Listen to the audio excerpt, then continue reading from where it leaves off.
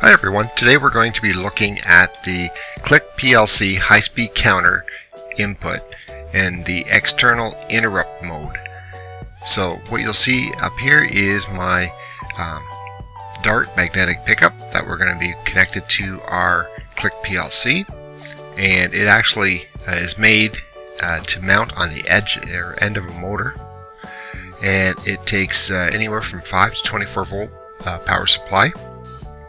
And here is our wiring diagram for input. So we have our power supply right here. So the plus voltage goes to my common of my input of the PLC, and my X1 is my actual output from the Dart. And then we have our negative, which goes to the 0 volt or the 0 volt DC power supply to the 0 volt. And then we have our power, which is our plus voltage on our Dart. And then our output, again, as we mentioned, goes to X1. So that is our wiring diagram for the actual unit. So if we look at the actual Click software program, there's a couple different ways in which we can call up our high-speed count input. There it is right here up on our icon. Or we can go to function, and we can go down to the high-speed input setup right here. And you can see here I already have my external interrupt set for this high-speed input. So let's go back to the programming. Let's go to the high-speed counter. And what we do is we go up to our high-speed count configuration menu. And on there you'll see that everything's listed on the side here. Will allow you to see what we can actually program. And so everything's up to 100 kilohertz that we can program. And here's my external interrupt. So my interrupt signal comes in and it calls the interrupt program. So let's just look at, we'll hit edit, and we'll edit our interrupt. So here it is right here. You can see here we can look on the leading edge of that interrupt signal. It calls the interrupt program. So independent of the scan, as soon as our PLC logic is solving all the time, then we see this interrupt signal input on the leading edge. It will automatically go solve my interrupt routine, then go back to the main program again and continue solving logic. So here we've said use X1 as my interrupt, and it's going to activate interrupt 01 routine, and that is on the rising edge. We can also look at the falling edge, and we can see that too, but we'll leave it as a rising edge, and we'll say OK. And that's all there is to setting up the actual high-speed count input. Set OK for that. Now what we'll see is we'll have to look at our interrupt program, which is right here. So remember, unlike conventional ladder logic, what we want to do is always have a return from an interrupt. Then what we're going to do is we're going to take a look at our Y1. So our first output, if it's not on, we will send it on, and if it's then on, it will then turn it off. So every other scan of my unit will turn this on off. So we'll basically have that output flashing quite quickly, mind you.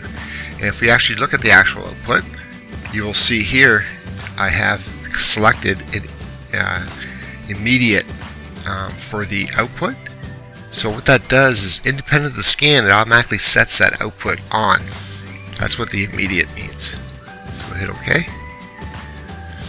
and you'll then see that we have a math function. So we're going to add 1 to DD1. So what we'll do is actually count how many times that input signal has come in. So that is my program itself. So if we actually look at the hardware that we have, okay, we have our blue wire connected right here. That's connected to my plus voltage, and then my red wire of my magnetic pickup goes to my plus voltage. Then my 0 volts will go to my 0 volts on the power supply, and then my switching wire goes into X1. So that is for my magnetic pickup, which is right here. So the first thing we'll do is we will actually download this program. There we go. Hit OK. We'll proceed with a runtime edit, which means that the PLC is still programming or still scanning while we download it, and everything's good now. So we've transferred this program, and what we should do is we will actually call up our external interrupt,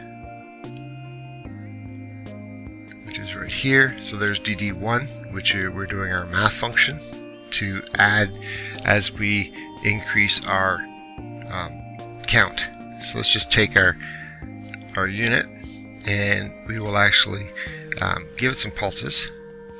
So as soon as I turn it on, it turns on. Give it another pulse, it turns off. On, off. So you can see how as we go through it, my main program has nothing at all, and my next one, my interrupt program, as I turn this encoder, it will turn on and off. So I can go quite quickly.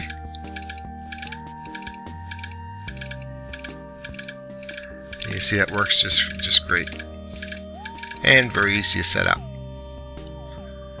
So if you enjoyed this video, please hit the like button below. If you have any questions about this video, please leave a comment below and I'll do my best to answer it. If you have more questions, or you want more information about us, or you want to get our 2 free ebooks on numbering systems or bus data logging, please click the link in the description below to get it. A new video is put out every Monday, so be sure to hit the subscribe button so you can get more videos like this in the future. Thanks so much for watching. See you next time.